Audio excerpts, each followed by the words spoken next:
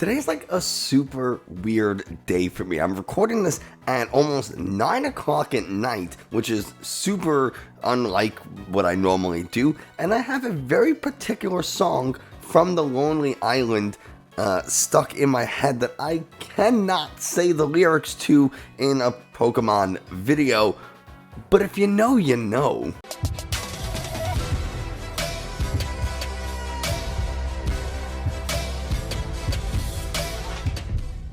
Hey everybody, Nick from 9Card TCG, and today we're going to be looking at the winning deck list from the New Jersey Regional that happened this past weekend. Congratulations to Luke Smith, who won the tournament, who won the Masters Division TCG anyway, and it was super entertaining watching Luke because in the finals match, his opponent played a Raihan, and Luke had to read what it does, and how do you make it to the finals of a regional without knowing what Raihan does? That was super entertaining, and it really did have me laughing, but it just goes to show the skill that Luke possesses. So again, congratulations to them, and before we move forward, if you haven't already, do me a favor, subscribe to this channel, leave a like and a comment, tell me what you want to see in the future, all those kind of things. Tell YouTube this is a good channel and other people should watch it. If you're in the market for some TCG accessories, I am affiliated with Dragon Shield, so you can use the link in the video description. Get yourself some awesome Dragon Shield matte sleeves. They're the only ones I use. You show up to regionals looking and feeling like a pro. If you use that link, I get a kickback, which means I can make more and better videos for you guys. Now, and also if you want to help support the channel a little bit more directly, you can click the join button, see all the different perks you get, become a member. None of that's ever expected, just you being here watching is enough for me. Now, with all that said, let's head over to PTCGO where we can take a look at this winning deck list. I have to stop real quick and make it very, very clear that I do not know the exact 60 that Luke played for New Jersey. I haven't seen a deck list anywhere. I don't know if this is the exact list. However, based on the review of the video and watching his finals and looking at the deck, what I could piece together, this seems to be a pretty close 60. Is it the exact 60? Probably not. This might be 55, 56 cards, but there are a few things in here that I know for sure that he had, and there's some stuff that I want to talk about. At first glance, it looks just like a regular Arceus Bibarel with some dark package. However, there's a really interesting tech here, and that is the Zamazenta V from Brilliant Stars with the Regal Stance ability. Once during your turn, you may discard your hand and draw 5 cards. If you do, your turn ends. Really nice for trying to fix up if you brick early game, and it's also a really nice tech card for the Whimsicott matchup. As your Pokemon get knocked out, Revenge Blast is going to hit really, really hard. So if you lose just a single Pokemon, Revenge Blast will be one-shotting Pokemon, a Whimsicott V-Star, and also things like Sylveon, things like Alcremie, weak to metal, and so you could be taking some big one-shots on those Pokemon, though. You don't really see Sylveon too often, you don't see Alcremie pretty much ever, so it's really just the Whimsicott, but this does help with not only the Whimsicott matchup, but like I said, helping to rectify some of those starting hands that you can have in Pokemon. The main attacker for this is going to be, of course, Arceus VSTAR. We've covered it a bunch, but we'll talk briefly about it. 280 health is enormous for a 2-prize Pokemon. It has the Trinity Nova attack for 3 colorless energies. It does 200 damage, and you search your deck for 3 basic energies. Attach them to your Pokemon V however you like. It also has the ability Starbirth, where you can use that ability during your turn to search your deck for any 2 cards you want and put them directly into your hand. This is a great ability for finishing off a combo, or just kind of finding some pieces you need for maybe the next turn, or for setting up whatever it is you need to do. Starbirth helps you do it. Do keep in mind, you can only use Starbirth, or really any V-Star power, once per game. So when you use it, make sure that you know what you're getting. Don't make that mistake of picking the wrong thing, because once you use it, you can't use it again. Bibarel is our draw engine here, and it has the Industrious Incisors ability. Once during your turn, you may draw until you have 5 cards in your hand. Really good ability, because we're going to be using things like Quick Ball and Ultra Ball to discard cards from our hand to find either a basic Pokemon or any Pokemon using Quick Ball and Ultra Ball respectively. We're also going to be kind of dumping out cards to attach energies and to play things like Evolution Incense, whatever it is, so we can kind of play some cards to get things out, thin the hand out, and then we can draw back in and fill up our hand with Bibarel. Dunsparce here has the Mysterious Nest ability, so our colorless Pokemon have no weakness. And that's really just to stop Arceus from getting one-shot from things like a Galarian Zapdos. Crobat V is a draw supporter, but it also has a secondary attack option in the Venomous Fang, but the ability Dark Asset, when you play this card from your hand to the bench, you can draw until you have 6 cards in your hand, just a really good draw ability.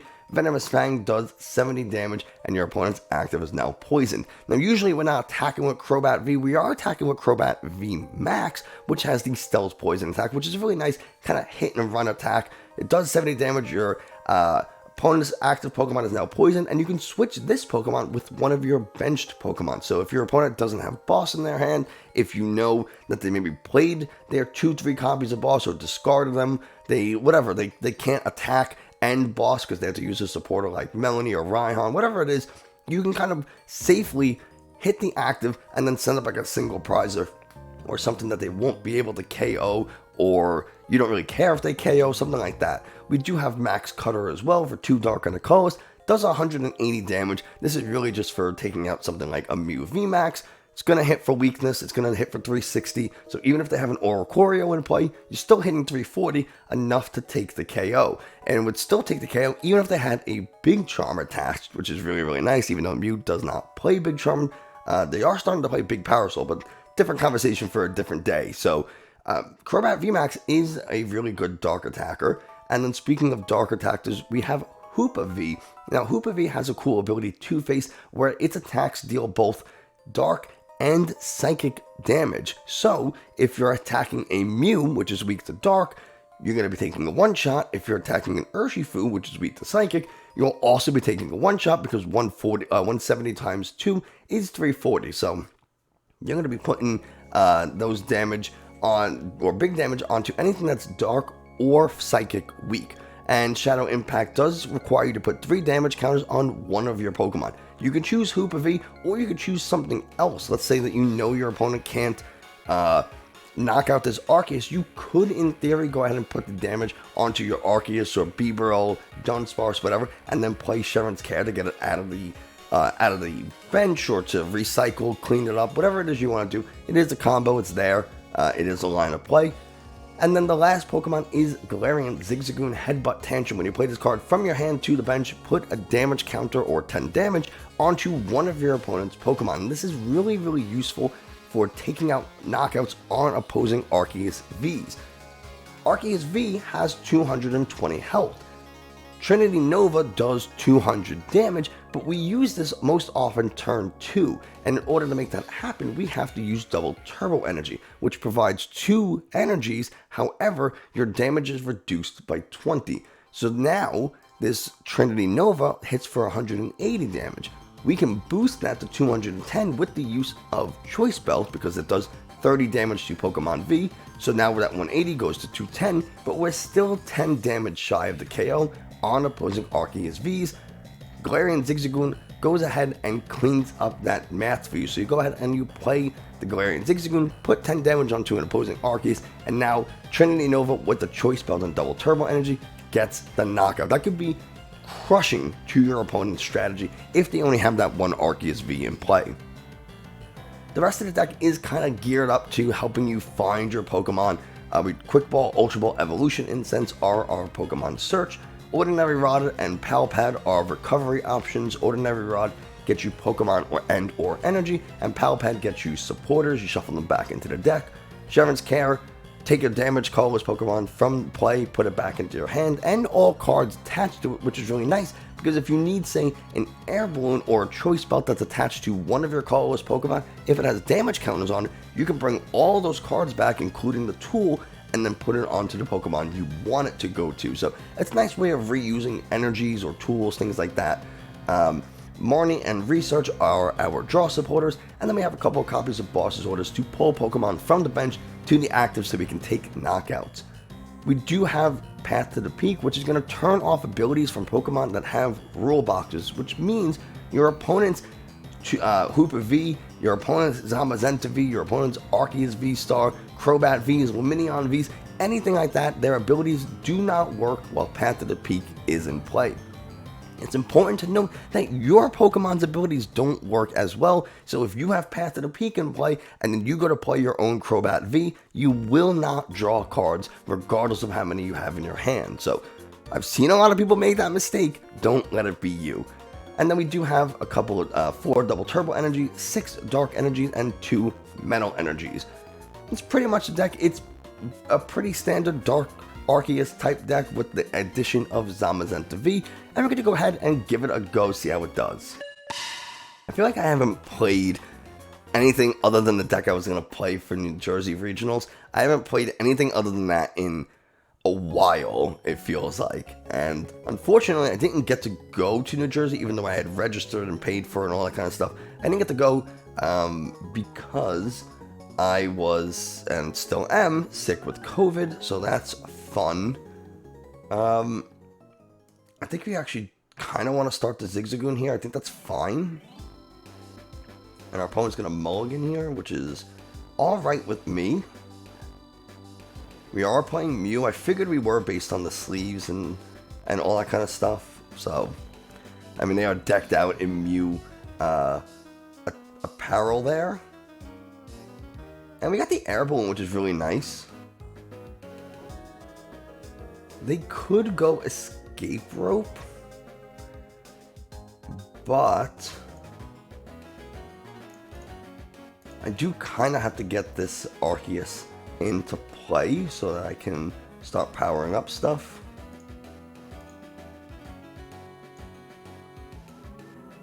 We'll go air balloon. Actually, I'm not going to put the air balloon on anything, because if they knock out this, then I lose the air balloon, and if they don't knock it out, well, they likely have to release a Sparkle, and then I save my air balloon, whatever. So we will save the air balloon, and we'll Crobat for 3 just to see a few extra cards. And in case they do escape rope or something like that, we will go ahead and get this other Arceus V into play, and I think that's it. That's good enough for now. We have the 2 Arceus V stars, and we will absolutely look to get a Path to the Peak when we Starburst here. So, and we can go ahead and power up this Crobat V. It's luckily not a dead card. Usually Crobat V is one of those things that once you play, it just kind of sits there on the bench. But not for us. We have the ability to evolve it and start taking one-shots on something like... And they're going to go ahead and concede. What? Oh my goodness. Going into game number 2, maybe we can play a little bit longer than just one turn. We're going to call heads on this one, and we lose the coin flip because tails never fails until it does. So we're going second. Alright, fine. Fine. We're not going to play the Dunsparce down just yet. We kind of want to see what our opponent's playing before we do. Though, Gengar. Okay. Gengar Houndoom. I haven't played a single strike deck like this in such a long time. So the Hoopa doesn't really help too much. So we kind of want to stick to our Arceus here. And they start the Houndour. We really want to try to find a... Man, I don't want to put Path to the Peak down. It's not going to help too much. They fail the cram, and that's all they have. We get the double turbo. I'm okay throwing a Big Charm down here.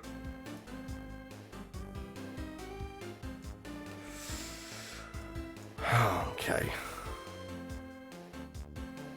We get the double turbo. Very, very nice. God. We'll have to get rid of the 2 double turbo. Want to get another Arceus into play so I have something to Trinity charge to. And then I could Sharon's Carol if they happen to take any damage. Yeah, I think that's fine. We have a Metal Energy prized. We have 2 Dark Energies in the discard. What about our Ordinary Rod? We have our Ordinary Rod. That's good. We have Choice Belt, that's good. We have some Marnie, Care, Palpad. So I think we got pretty much everything we need. 2 Arceus V-Stars. I think we're okay. We did discard the Zamazenta, but we have an energy we have a metal energy in the prize, and we can always Ordinary Rod the other metal energy back with the Zamazenta. I'm not really afraid of the KO here. They don't have anything in play. So, and I got the Big Charm. So, they can't knock this out. And this only has 130 health. They're attaching the Dark Energy. So now they're definitely not going to take a KO. Because they researched, I have the Evolution Incense, which means I'm going to be able to go ahead. This thing has 210 health. Let's see. Well, now it doesn't. Now it has 190. Which means I can oh man, this is going to be so good. Let's go ahead. Well, Evolution Incense for the Arceus V-Star. We got the Zigzagoon. And we got Boss. Do we have Boss? Oh, yeah, okay, we do. Okay, good.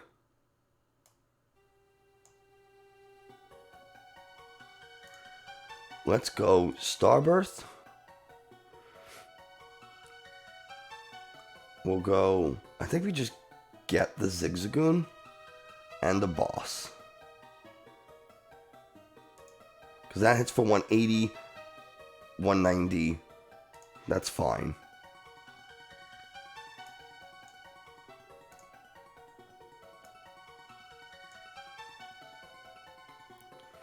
And we'll go ahead and just Trinity Nova. 2 free prizes. We don't have to worry about them doing much. We're in a pretty good spot. We got a Crobat off the prize, which is huge. Ultra Ball off the prize, which is really, really nice. So we can go ahead and get a Bibarel into play. We can get into the Arceus V-Star. We got a lot of choices here. And we'll just have to see what they do. Put them in a pretty tough spot. I wonder if I Ultra Ball the Path and the Research, play down the Crobat, get a Bibarel, draw fresh 6. What are the odds that I hit into... Ooh, there's a... Okay. Well, that Urshifu can be a little concerning. They're not going to be able to power it up. But I really want to take care of that. That could be scary to deal with. I don't like that. But they're powering up the Gengar, which is so surprising. And they're going to single strike Roar probably to the Urshifu. No, to the Gengar? Oh my... But, okay. I guess they're going to put me to sleep. And I wake up. Well, that's just unfortunate. Let's go Evolution Incense. I'm going to get this other Arceus. And now this will KO them with this other... This other Arceus with the Trinity Nova will go ahead and KO.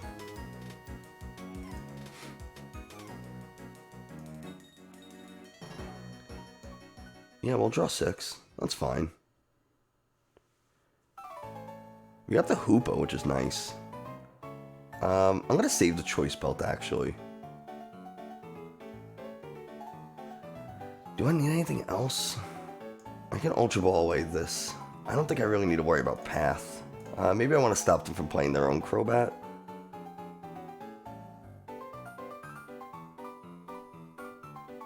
Do I get really...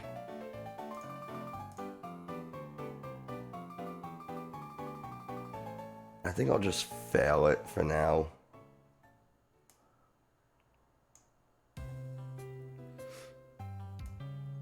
we'll go ahead. We're going to save this for the Urshifu, I think. I should have drew with Bibarel first. That was silly. Should have drew with Bibarel first.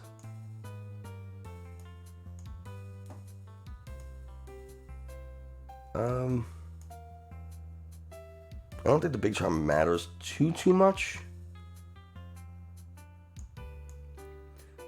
But we'll go here. Just so we can draw a few cards with Bibarel. We do get the Ordinary Rod. It's pretty nice. We're going to do both. We're going to get some energy back. And we're going to get this Dunsparce for sure. And the Hoopa. So those are the two Pokemon. And now we'll get these two Dark Energies. Power up this other Arceus here. They are pretty far behind.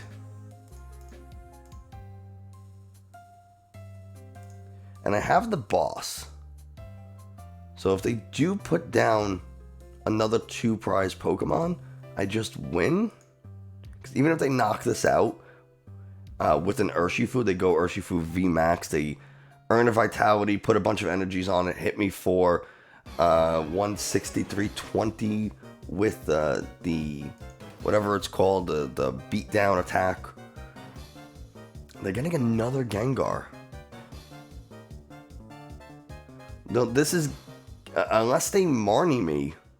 Unless they Marnie. No, they researched. So this is game over no matter what. Because this Arceus VSTAR will hit for 230 onto this Gengar. So I don't know why they didn't power up this Urshifu. It's so strange to me.